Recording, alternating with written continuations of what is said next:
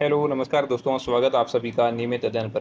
जहाँ हम आज राजस्थान अध्ययन बुक सीरीज के अंतर्गत राजस्थान अध्ययन कक्षा 8 के वन लाइनर क्वेश्चन फॉर्मेट में अध्ययन करेंगे। साथ ही हमने इसी चैनल पर राजस्थान अध्ययन कक्षा 6 और कक्षा 7 का वन लाइनर क्वेश्चन फॉर्मेट में वीडियो डाल दिया है और आगामी सभी कक्षाओं का वीडियो इसी चैनल पर आपको मिलता रहेगा। आपको क्लासें पसंद आए तो लाइक और एक प्यारा सा कमेंट ज़रूर करें। साथ ही आप हमारे चैनल पर नए हैं तो चैनल को सब्सक्राइब करके बेल आइकन प्रेस करें ताकि आगामी सभी वीडियो का नोटिफिकेशन आपको प्राप्त हो जाए।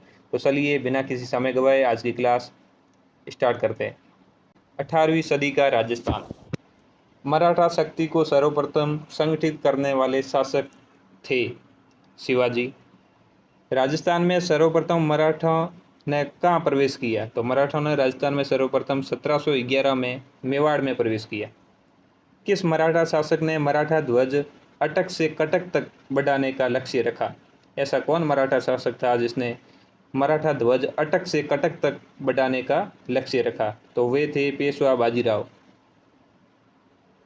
मराठा ने कोटा में बूंदी पर आक्रमण कब किया? मराठा ने कोटा में बूंदी पर आक्रमण कब किया? तो 1726 ईस्वी में। डूंगरपुर और बांसवाड़ा के शासकों ने मराठों को खिराज देना कब स्वीकार किया? 1728 में। मराठों ने बूंदी का शासक बुद्ध सिंह को कब बनाया? मराठों ने बूंदी के शासक बुद्ध सिंह को कब बनाया? तो 22 अप्रैल 1734 को बनाया। मराठों ने राजस्थान में राजनीतिक प्रथम हस्तक्षेप कहाँ किया? तो राजनीतिक रूप से प्रथम मराठों ने हस्तक्षेप बूंदी में किया। हुरडा सम्मेलन का आयोजन कब और कहाँ किया गया? हुरडा सम्मेलन का आयोजन 17 जुलाई 1734 ईस्वी को हुरडा नामक स्थान भीलवाड़ा में है, वहाँ पर किया गया। ये वेरी मोस्ट पर्सन है, बार बार एग्जाम में पूछा जाता है। हुरडा सम्मेलन कब किया गया? 17 जुलाई 1734। नेक्स्ट, हुरडा सम्मेलन की अध्यक्षता किसने की? तो हुरडा सम्मेलन की अध्यक्षता मेवाड़ के शासक महाराणा जगत सिंह द्वितीय ने की। हुरडा सम्मेलन में वर्षा ऋतु के बाद कहाँ पर सभी को इकट्ठा होने की बात कही गई? तो रामपुरा में। किस की उदासीनता और निर्णय में अस्पष्टता हुरडा सम्मेलन की रणनीति को असफल बना दिया? तो आमेर के शासक सवाई जय सिंह की उदासीनता के कारण। पेशवा बाजीराव ने अपनी माता को राजस्थान में तीर्थ यात्रा पर कब भेजा? 1735 में माता राधाबाई को पेशवा बाजीराव ने राजस्थान में तीर्थ यात्रा के लिए भेजा। उदयपुर के महाराणा अमर सिंह द्वितीय की पुत्री चंद्र कुमारी का विवाह किससे हुआ? जयपुर के सवाई जय सिंह से 1708 में। उदयपुर के महाराणा अमर सिंह द्वितीय की पुत्री चंद्र कुमारी का विवाह सवाई जय सिंह से हुआ। इस विवाह की क्या शर्त थी? तो चंद्र कुमारी से उत्पन्न पुत्र जयपुर के सिंहासन पर बैठेगा, ये इस विवाह की शर्त थी। सवाई जय सिंह का बड़ा पुत्र कौन था? तो सवाई जय सिंह का बड़ा पुत्र थे ईश्वर सिंह। मेवाड़ के राजकुमारी चंद्र कुमारी और सवाई जय सिंह से उत्पन्न पुत्र का क्या नाम था? माधो सिंह। माधो सिंह ने किसकी सहायता से ईश्वर सिंह को चुनौती दी? तो मामा जगत सिंह द्वितीय की सहायता से ईश्वर सिंह को चुनौती दी।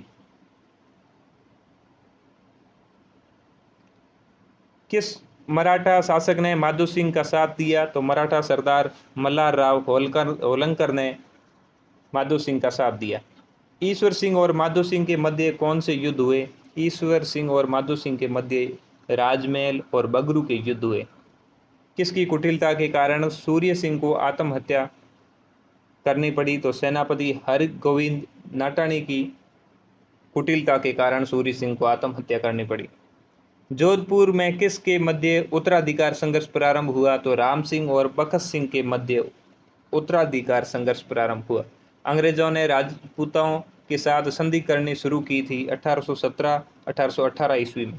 सर्वप्रथम किस राज्य में अंग्रेजों के साथ संधि स्वीकार की? तो 29 सितंबर 1803 में भरतपुर ने स्वीकार की। नेक्स्ट, 1818 तक किस राज्य को छोड़कर सभी ने अंग्रेजों से संधि कर ली? तो सिरोही को छोड़कर सभी ने 1818 तक अंग्रेजों से संधि कर ली। और सिरोही ने अंग्रेजों के साथ संधि की थी 1823 में। बार बार एग्जाम में पूछा जाता है कि सिरोही ने अंग्रेजों के साथ संधि कब की? तो 1823 ईस्वी। ऐहदनामा का अर्थ क्या होता है? ऐहदनामा इकरारनामा या समझौता पत्र को ऐहदनामा कहते हैं।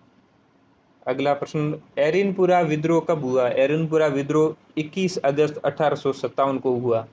जोधपुर लीजियन में विद्रोह का आगाज किसके नेतृत्व में हुआ? तो मोती खां, सूबेदार शीतल प्रसाद, तिलक राम के नेतृत्व में। बिठोड़ा पाली का युद्ध कब हुआ? बिठोड़ा पाली का युद्ध 8 सितंबर 1857 को कैप्टन हितकोड व जोधपुर महाराजा तखत सिंह की संयुक्त सेना और ठाकुर कुशाल सिंह के मध्य हुआ। ठाकुर कुशाल सिंह के मध्य युद्ध हुआ बिठोड़ा पाली का युद्ध 8 सितंबर 1857। नेक्स्ट, किसके नेतृत्व में आक्रमण कर जनवरी 1858 को आहुआ के किले पर अधिकार किया गया? तो ब्रिगेडियर होम्स के नेतृत्व में जनवरी 1858 में आहुआ के किले पर अधिकार किया गया। आगे उक्ति है, ढोल बाजे संग बाजे, भलो बाजे बांकियो, एजेंट को मारकर दरवाजे पर टांकियो। इस गीत में किसके सर टांगने की बात की गई? तो मैकमोसन के सर को टांगने की बात की गई। कोटा में विद्रोह कब हुआ? कोटा में विद्रोह 15 अक्टूबर 1857 ईस्वी को हुआ। कोटा में विद्रोह का नेतृत्व किसने किया? कोटा का विद्रोह का नेतृत्व किया जयदयाल और मेहराब खान। राजस्थान में सबसे ज़्यादा सुनियोजित और सुनियंत्रित क्रांति कहाँ की थी? तो कोटा की। कई बार पूछा जाता है एग्जाम में सीधा सीधा, राजस्थान में सबसे ज़्यादा सुनियोजित और सुनियंत्रित क्रांति कहाँ की थी? कोटा की।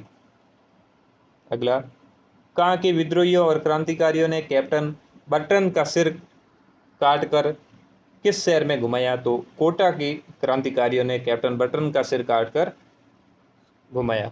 कोटा विद्रोह के समय कोटा के शासक थे महाराव राम सिंह द्वितीय। कोटा विद्रोह के समय कोटा के शासक थे महाराव राम सिंह द्वितीय। अंग्रेजों ने दोबारा सभी रियासतों पर अपना नियंत्रण कब स्थापित किया? तो जून 1858 में अंग्रेजों ने सभी रियासतों पर अपना वापस नियंत्रण स्थापित कर लिया। अगला अध्याय नंबर 3 है आधुनिक राजस्थान का निर्माण। राजस्थान के एकीकरण की चर्चा किसके आदेश के बाद प्रारंभ हुई? 1939 ईस्वी में वायसराय रॉय लिनलिथगो की।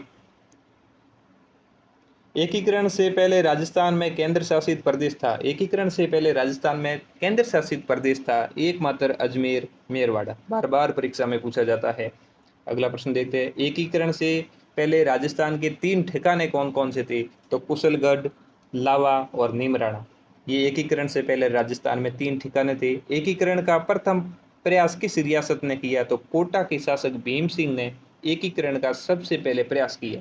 भीम सिंह के बाद किसने एकीकरण का प्रयास किया? तो भीम सिंह के बाद में महाराणा मेवाड़ की उन्होंने 25 और 26 जून 1946 को किया। अगला देखते हैं, अब आगे एकीकरण के सभी चरण, कौन से चरण में कौन सा राज्य शामिल हुआ और गठन की क्या तारीख है, एकीकरण में क्या प्रक्रिया रही और उसका मानचित्र। तो देखते हैं पहले एकीकरण का प्रथम चरण, इसका नाम था मत्स्य संघ, जिसकी गठन की तारीख कहीं पर 17 और कहीं पर 18 मार्च लिखी आती है। तो आपको 17-18 मार्च माननी है 1948 में। इसमें थे अलवर, भरतपुर, करौली, धौलपुर। ये अलवर, भरतपुर, करौली और धौलपुर इसमें थे। संघ का निर्माण किया गया और अलवर इसकी राजधानी बना। तो मत्स्य संघ की राजधानी बना था अलवर। धौलपुर के महाराजा उदयभान सिंह को राजप्रमुख व शोभाराम कुमावत को प्रधानमंत्री बनाया। धौलपुर के महाराजा उदयभान सिंह को राजप्रमुख बनाया गया और शोभाराम कुमावत को प्रधानमंत्री नियुक्त किया गया। अगला देखते हैं, एकीकरण का द्वितीय चरण जिसका नाम था पूर्व राजस्थान या राजस्थान संघ, इसकी स्थापना 25 मार्च 1948 और मत्स्य संघ की स्थापना थी 18 मार्च। उससे जस्ट 7 दिन बाद में हुआ इसका स्थापना। इसमें थे बांसवाड़ा, कोटा, बूंदी, झालावाड़, टोंक, डूंगरपुर, प्रतापगढ़, किशनगढ़, शाहपुरा रियासत। इसका ट्रिक है DK, TPK, SBBG बैंक गए। अगला देखते हैं, इसमें कुशलगढ़ और लावा ठिकानों को मिलाकर द्वितीय चरण का पूर्ण निर्माण किया गया। कोटा को राजधानी बनाया गया। आपको पूछ ले द्वितीय चरण पूर्व राजस्थान संघ या राजस्थान संघ की राजधानी थी कोटा। कोटा के महाराव भीम सिंह को राजप्रमुख बनाया गया और गोकुल लाल असावा को प्रधानमंत्री बनाया गया। अगला देखते हैं, एकीकरण का तृतीय चरण जिसका नाम था संयुक्त राजस्थान, जिसकी स्थापना 18 अप्रैल 1948 मत्स्य संघ से 30 दिन बाद में। मत्स्य संघ तो था 17-18 मार्च और तृतीय चरण था 18 अप्रैल 1948। संयुक्त राजस्थान में उदयपुर मेवाड़ का विलय कर दिया गया। एकीकरण के द्वितीय चरण का नाम था संयुक्त राजस्थान, उसमें उदयपुर और मेवाड़ का विलय होने से संयुक्त राजस्थान का गठन हो गया। मेवाड़ के भोपाल सिंह को राज प्रमुख तथा माणकीलाल वर्मा को प्रधानमंत्री नियुक्त किया गया। उदयपुर जैसे ही शामिल हुआ तो वहाँ के भोपाल सिंह शासक थे, उनको राज प्रमुख बनाया गया और माणकीलाल वर्मा को प्रधानमंत्री। पंडित जवाहरलाल नेहरू ने इस विलय का उद्घाटन किया। बार बार परीक्षा में पूछा जाता है, पंडित जवाहरलाल नेहरू ने किस एकीकरण के किस चरण का उद्घाटन किया, तो तृतीय चरण। अगला देखते हैं एकीकरण का चतुर्थ चरण जिसका नाम था वृद्ध राजस्थान, जिसकी स्थापना 30 मार्च 1949। संयुक्त राजस्थान में जयपुर, जोधपुर, बीकानेर, जैसलमेर, जयपुर, जोधपुर और बीकानेर, जैसलमेर रियासतों का विलय हुआ। तब चतुर्थ चरण एकीकरण का वृद्ध राजस्थान का निर्माण हुआ। राजस्थान की स्थापना दिवस 30 मार्च को मनाया जाता है, क्योंकि 30 मार्च को वृद्ध राजस्थान ज़्यादातर रियासतें एकीकरण में शामिल हो गई। इसमें जयपुर के मानसिंह द्वितीय को राज प्रमुख बनाया गया। क्यों जयपुर को जैसे ही शामिल किया, जयपुर के शासक मानसिंह द्वितीय ने कहा मैं तो राज प्रमुख बनूंगा, उनको राज प्रमुख बनाया और हीरालाल शास्त्री को प्रधानमंत्री। एकीकरण के चौथे चरण में एक नया पद सृजित किया गया जिसका नाम था महाराज प्रमुख, और महाराज प्रमुख बनाए गए थे भोपाल सिंह जो मेवाड़ के शासक थे, और राज प्रमुख तो जयपुर जैसे शामिल हुआ मानसिंह द्वितीय को बना दिया। और सरदार वल्लभ भाई पटेल ने वृद्ध राजस्थान का उद्घाटन किया। सरदार वल्लभ भाई पटेल ने वृद्ध राजस्थान संघ का उद्घाटन किया और जवाहरलाल नेहरू ने संयुक्त राजस्थान संघ का उद्घाटन किया। अगला देखते हैं एकीकरण का पंचम चरण जिसका नाम था संयुक्त वृद्ध राजस्थान, जिसकी गठन की तारीख है 15 मई 1949। एकीकरण के प्रथम चरण मत्स्य संघ का विलय संयुक्त वृद्ध राजस्थान में किया गया, जो कि एकीकरण का पंचम चरण था। अब देखते हैं अगला एकीकरण का छठा चरण, इसका नाम था राजस्थान, जो 26 जनवरी 1950 को इसका गठन किया गया। इसमें सिरोही में देलवाड़ा और आबू क्षेत्र को छोड़कर विलय किया गया। देलवाड़ा और आबू क्षेत्र को छोड़कर राजस्थान में विलय किया गया। एकीकरण का छठा चरण। अब देखते हैं अगला चरण। अगला एकीकरण का सातवां चरण जिसकी गठन की तारीख है 1 नवंबर 1956। राजस्थान में आबू, देलवाड़ा, अजमेर, मेरवाड़ा और मंदसौर, मध्य प्रदेश के सुनील टपा क्षेत्र का विलय कर एकीकरण प्रक्रिया पूर्ण की गई। इसमें आबू देलवाड़ा को सम्मिलित कर दिया, जो कि एकीकरण के छठे चरण में राजस्थान में शामिल नहीं हुआ था। तो एकीकरण के सातवें चरण में झालावाड़ का सिरोही क्षेत्र मध्य प्रदेश को सौंपा गया और मध्य प्रदेश का सुनील टपा क्षेत्र राजस्थान में विलय किए गए। साथ ही आबू देलवाड़ा, अजमेर, मेरवाड़ा क्षेत्र। देखते हैं अगला अध्याय है अध्याय 4 जनसंख्या। राजस्थान में जनगणना का कार्य किया जाता है भारत सरकार द्वारा।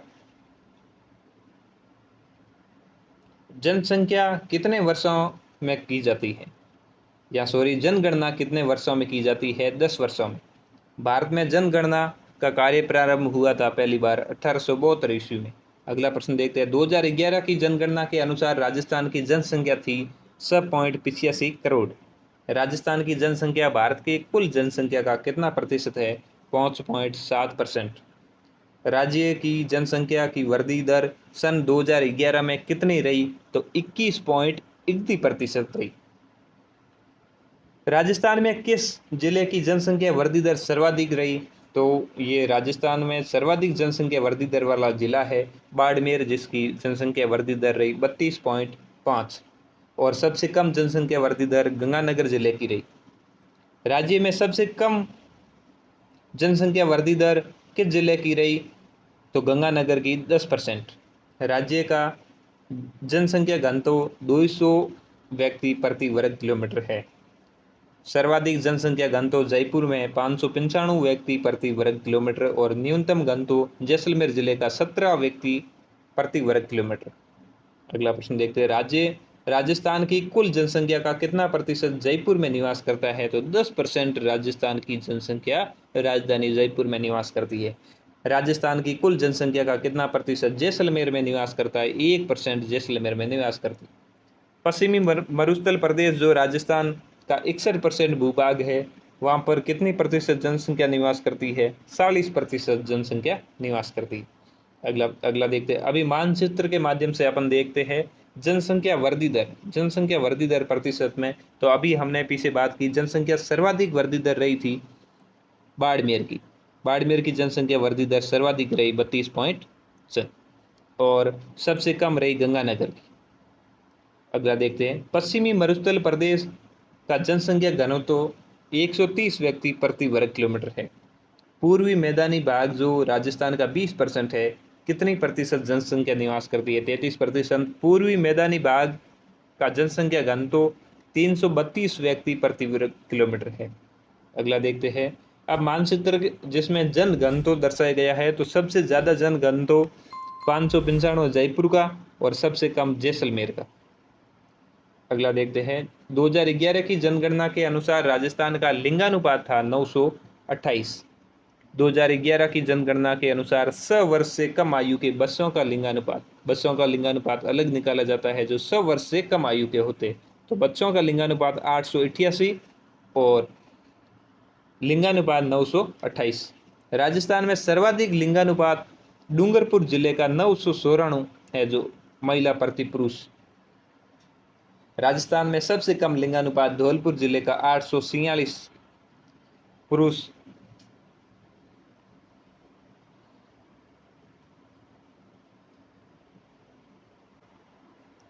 लिंगानुपात सबसे ज़्यादा डूंगरपुर और सबसे कम धौलपुर। अगला देखते हैं।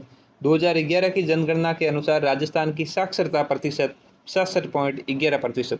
सर्वाधिक साक्षरता प्रतिशत किस जिले का है? तो कोटा जिले का, और सबसे कम साक्षरता वाला जिला जालोर। जालोर की सबसे कम साक्षरता है 52.12 और कोटा की सबसे ज़्यादा 76.60। अगला देखते हैं।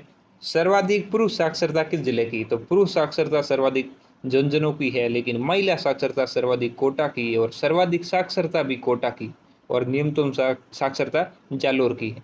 सबसे कम पुरुष साक्षरता दर है प्रतापगढ़ की, सबसे कम महिला साक्षरता दर है जालोर की। अगला देखते हैं। साक्षरता प्रतिशत का मानचित्र था ये। राज्य की कुल जनसंख्या का कितना प्रतिशत भाग शहरी है? तो 25% भाग। राजस्थान में सर्वाधिक नगरीय जनसंख्या किस जिले की है? कोटा जिले की। राज्य में सबसे कम नगरीय जनसंख्या किस जिले की है? सबसे कम नगरीय जनसंख्या डूंगरपुर जिले की और सबसे ज्यादा नगरीय जनसंख्या कोटा जिले की। 2011 की जनगणना के अनुसार राजस्थान की कुल जनसंख्या का कितना प्रतिशत अनुसूचित जनजाति एसटी? तो 13.5%। और राजस्थान में कौन सी जनजातियां निवास करती हैं? जनजातियां कौन कौन सी निवास करती है एसटी में? भील, मीणा, डामोर, सांसी, गरासिया, सैरिया। जनजाति में मीणा की सर्वाधिक जनसंख्या। राजस्थान की प्राचीन जनजाति कौन सी है? तो भील। डामोर जनजाति कहाँ पाई जाती है? डूंगरपुर जिले के सिमलवाड़ा क्षेत्र में। अगला देखते हैं। गरासिया जनजाति मुख्यतः पाई जाती है सिरोही जिले के आबू रोड और पिंडवाड़ा तहसील में। सांसी जनजाति पाई जाती है भरतपुर जिले में। राजस्थान की कौन सी जनजाति जिसे भारत सरकार ने आदिम जनजाति समूह सूची में शामिल किया? शहरीय जनजाति। राजस्थान में सर्वाधिक शहरीय जनजाति पाई जाती है बारां जिले के शाहबाद और किशनगढ़ तहसीलों। अगला अध्याय है अध्याय नंबर 5 उद्योग। ऊन से बनी बरडी कहाँ की प्रसिद्ध है? जैसलमेर। बरडी एक ओढ़ने का वस्त्र है सर्दियों में जो जैसलमेर की प्रसिद्ध है। ऊन के कंबल कहाँ के प्रसिद्ध है? ऊन के कंबल बीकानेर के प्रसिद्ध है, लेकिन बरडी जैसलमेर के प्रसिद्ध है। जो तिलहन, बीज, मसाले, मोटे अनाज के उत्पादन में राजस्थान का स्थान प्रथम है। अगला देखते हैं। राजस्थान में देश का कितना प्रतिशत फास्फेट उत्पादन होता है? 90% फास्फेट उत्पादन होता है। तांबे से बने उद्योग से संबंधित जिले हैं झुंझुनू, उदयपुर, अलवर, सिरोही, बीकानेर। सोने चांदी के आभूषण निर्माण के लिए प्रसिद्ध जयपुर।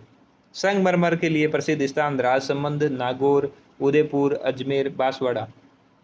लाल पत्थर के लिए प्रसिद्ध जिला धौलपुर। पीले पत्थर के लिए प्रसिद्ध जिला जैसलमेर। लाल पत्थर से लाल किला भी बना हुआ है दिल्ली का। सूती वस्त्र की प्रथम मिल कहाँ और कब स्थापित की गई? तो ब्यावर में कृष्णा मिल लिमिटेड 1899 में स्थापित की गई। राजस्थान की वस्त्र नगरी और मैनचेस्टर कहा जाता है भीलवाड़ा को। किन मिलों को मिलाकर राजस्थान राज्य सहकारी स्पिनिंग और जिनिंग मिल संघ की स्थापना की गई? तो हनुमानगढ़ की गंगापुर और गुलाबपुरा भीलवाड़ा की सहकारी वस्त्र मिल को मिलाकर सहकारी स्पिनिंग और जिनिंग मिल संघ की स्थापना की गई। राजस्थान राज्य सहकारी स्पिनिंग और जिनिंग मिल संघ को किस नाम से जाना जाता है? स्पिन फेड के नाम से जाना। सीमेंट उद्योग के लिए कच्चा माल है चूना, पत्थर, जिप्सम, कोयला। राजस्थान में सीमेंट उद्योग के लिए किसे कच्चे माल में सर्वाधिक उपलब्ध है? तो चूना पत्थर। राजस्थान में सर्वप्रथम सीमेंट उद्योग की स्थापना कहाँ की गई? लाखेरी, बूंदी। कई बार एग्जाम में पूछा गया।